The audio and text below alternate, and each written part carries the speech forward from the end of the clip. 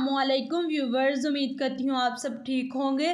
شروع کرتی ہوں اللہ کے نام سے جو نہایت رحم کرنے والا ہے۔ میرا آج کا ٹاپک ہے حضرت بلال حبشی رضی اللہ تعالیٰ عنہ کی زندگی پر۔ حضرت بلال حبشی رضی اللہ تعالیٰ عنہ نبی صلی اللہ علیہ وسلم کے دنیا سے پردہ فرمانے کے بعد حضرت بلال شام چلے گئے اور وہیں جا کے بس گئے۔ ایک عرصے کے بعد خواب میں نبی صلی اللہ علیہ وسلم کی زیارت ہوئی اور فرمایا، بلال ہمیں ملنا کیوں چھوڑ دیا؟ آنکھ کھلتے ہی مدینہ کے لیے روانہ ہو گئے۔ کئی دن کی مسافت کے بعد مدینہ منورہ پہنچے، مسجد میں حاضری دی اور روضہ رسول صلی اللہ علیہ وسلم پر پہنچے، وہاں بے ہوش ہو کر گر پڑے۔ اہل مدینہ نے کہا، ایک بار وہی اذان سنا دیں۔ معذرت کی کہ اب مجھ سے برداشت نہیں ہوگا۔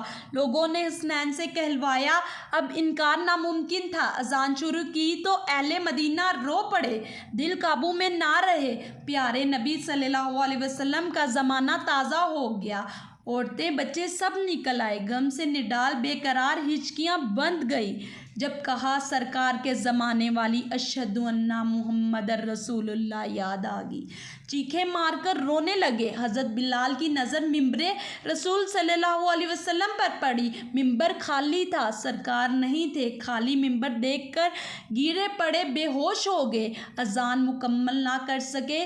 ہوش میں آئے تو اٹھے اور روتے ہوئے شام کی طرف روانہ ہو گئے۔